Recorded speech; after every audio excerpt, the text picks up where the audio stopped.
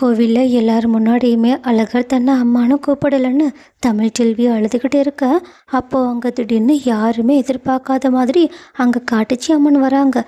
இதை பார்த்துட்டு ராஜாங்கமும் சேதுவும் அம்மன் முன்னாடி போய் நிற்க, ஆனால் அவங்களும் இவங்களை ஏறெடுத்து கூட பார்க்காம உடனடியாக எல்லார் முன்னாடியும் தமிழ்ச்செல்வி முன்னாடி போய் நின்று அவங்களோட கண்ணீரை தொடச்சி விட்டுட்டு, உன்னோட கஷ்டம் எல்லாமே எல்லையை தாண்டி போய்கிட்டு இருக்கல, நீ எதை பற்றியும் கவலைப்படாத, உன்னோட கஷ்டத்தை தீர்க்கறதுக்கு தான் அந்த அம்மனே என்னை அனுப்பி வச்சிருக்கா. இப்போமே இன்னும் ஒரே ஒரு நிமிஷத்துக்குள்ள உன்னோட மொத்த கஷ்டமும் உன்னை விட்டு போக போகுது, இந்த உலகத்திலேயே சந்தோஷமான ஆளா கண்டிப்பாக நீ ஆக போகிறேன்னு சொல்லிட்டு அவங்க தமிழ்ச்செல்வியோட கையை பிடிச்சி அங்கே எங்கேயோ கூட்டிகிட்டு போகிறாங்க. இதை பார்த்துட்டு ராஜாங்கத்துக்கும் ஒன்றும் புரியல. எல்லாருமே மொத்த குடும்பமாக சேர்ந்து தமிழ்ச்செல்வி பின்னாடி போக, ஆனால் அங்கேயோ தமிழ்ச்செல்வியை அம்மன் முன்னாடி நிறுத்தி வச்சுட்டு, இப்படி ஒரு தியாகத்தை பண்ணவளை நான் இப்போ தான் முதல் முறையாக பார்க்குறேன்னு தமிழ்ச்செல்வியோட புகழை பாடிக்கிட்டு இருக்காங்க. அங்கே இருக்கிற ஐஸ்வர்யாவுக்கும் ஒன்றும் புரியல. ஈஸ்வரியும் இந்த கிழவிக்கு இப்போ என்ன வந்துச்சுன்னு தெரியல, எதுக்காக இப்படியெல்லாம் பண்ணிக்கிட்டு இருக்குன்னு பார்க்க, அப்போது அவங்களோட மனசுக்குள்ளே நினச்சதை அப்படியே காட்டுச்சி அம்மன் கேட்ட மாதிரி, இந்த கிழவி இப்போது உண்மையை உடைக்க போகிறா அப்படின்னு சொல்கிறாங்க.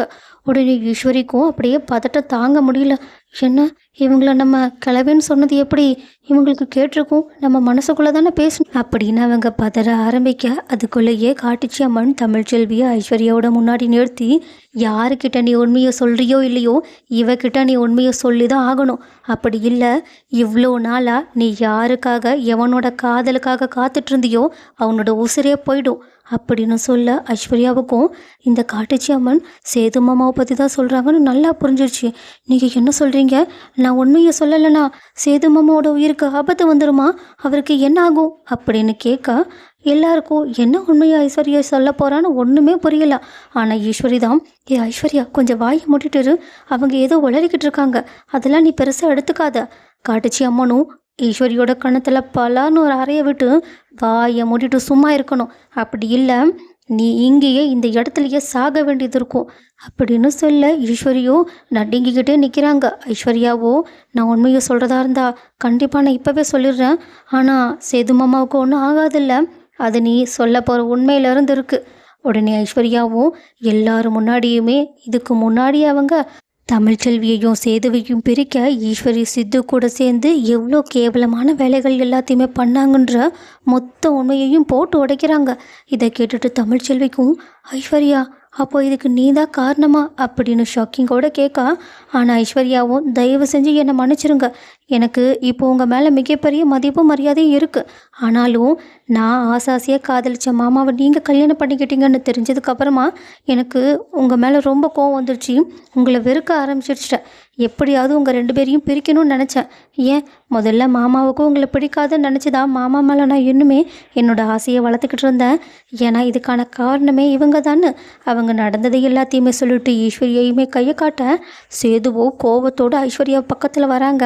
ஐஸ்வர்யாவும் உடனடியாக பயத்தில் சேதுவோட காலில் விழுந்து, தயவு செஞ்சு மன்னிச்சிருங்க மாமா, நான் உங்களுக்காக தான் உங்களை கல்யாணம் பண்ணிக்கிட்டேன், என் மொத்த காதலையும் உங்களுக்கு கொடுக்கணும்னு நினச்சி தான் நான் கல்யாணத்தை பண்ணிக்கிட்டேன், ஆனால் எந்த உண்மையை சொல்லலைன்னா உங்களோட உயிரே போய்டுன்னு சொல்லும்போது என்னால் எதுவுமே பண்ண முடியல.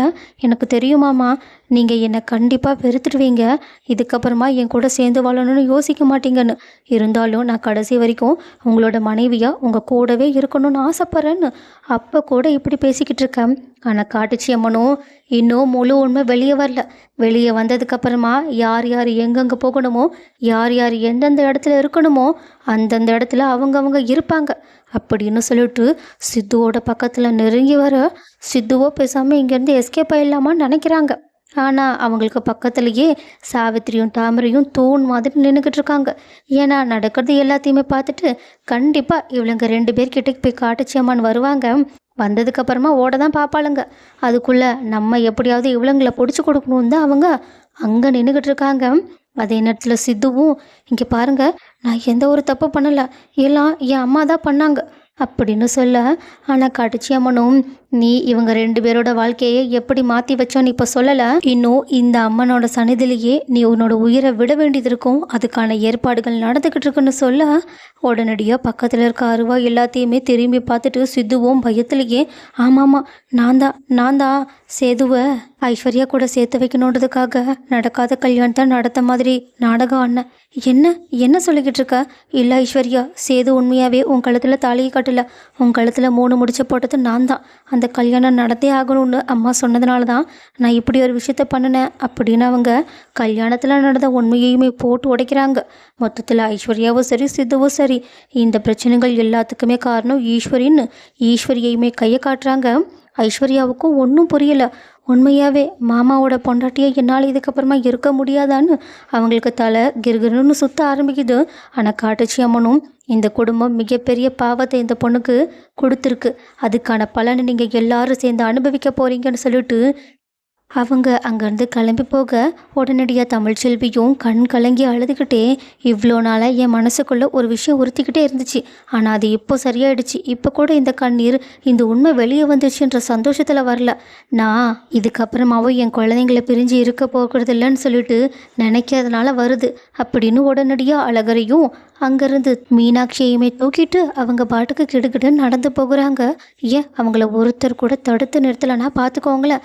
இதுக்கப்புறமா 2 குழந்தைகளும் தான் கூட தான் வளர போகிறாங்கன்றத தமிழ்ச்செல்வி சொல்லாமல் சொல்லிட்டு அங்கேருந்து போகிறாங்க. மற்ற பேர் எல்லாருமே நடந்த விஷயங்களை நம்பவும் முடியாமல் நம்பாமல் இருக்கவும் முடியாமல் இப்போ இங்கே என்னதான் நடந்துச்சுன்ற ஆச்சரியத்தோடையும் பல பேர் நின்றுக்கிட்டு இருக்காங்க. ஸோ கைஸ், இப்படி நடந்தால் நல்லா இருக்குன்னு யாரெல்லாம் நினைக்கிறீங்க?